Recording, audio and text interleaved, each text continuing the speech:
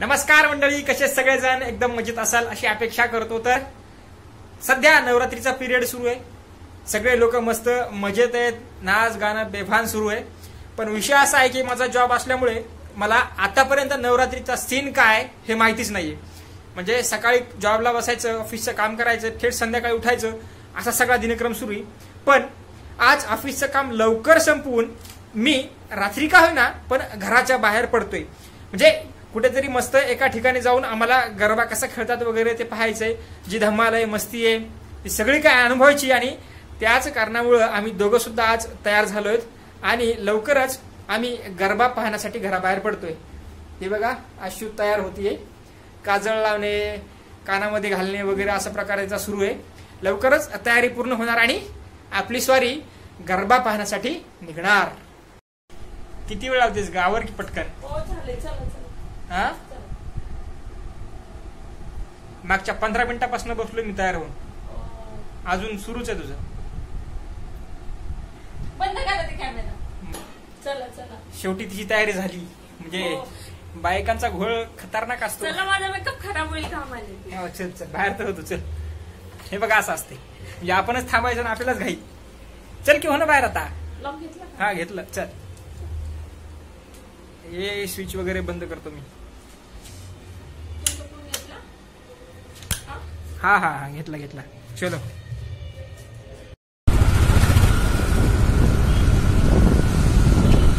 कोण खेळ कोणी चलता चलता, कोण खेळ कोणी चलता चलता।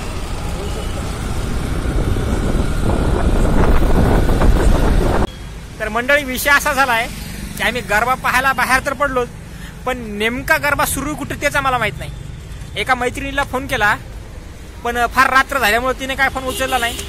आता नेमकं कुठं जावं, कुठं गरबा सुरू आहे, बरं गरबा सुरू असला तरी त्याला पास आहेत की असं आम्हाला जाऊ देतात याची काही आम्हाला कल्पना नाही। पण शोध मात्र सुरू आहे। गरबा जर योगायोग आला तर गरबा पाहूनच जायचं बरं काय। हो चला।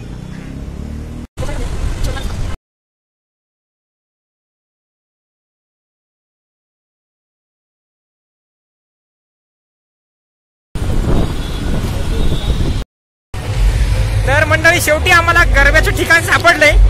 आता विषय असा आहे की 11 वाजता गरबा बंद होतो आणि आम्ही जातोय 10:30 वाजता।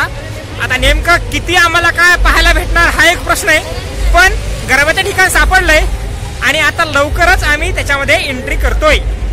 तर मंडळी, विषय असा आहे, आम्ही अख्खं संभाजीनगर फिरलो, पण आम्हाला गरबा काही पाहायला भेटलाच नाही। त्याचं कारण असं आहे की जिथं जिथं गरबा सुरू होता तिथं तिथं पासेस होते।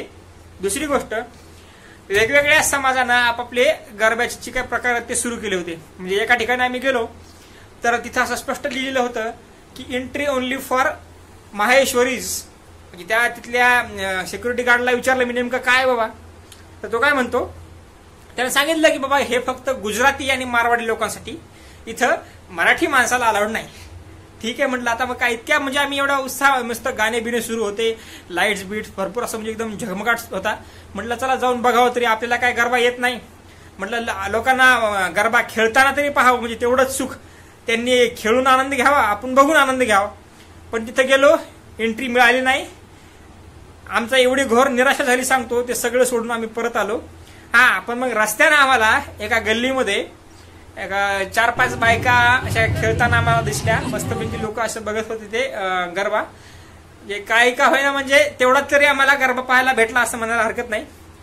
तर गरबा पाहायला गेलो, पण चित्र असं एकंदरीत होतं की आम्हाला काहीही पाहायला भेटलं नाही। शेवटी आम्ही नीट घरी आलो।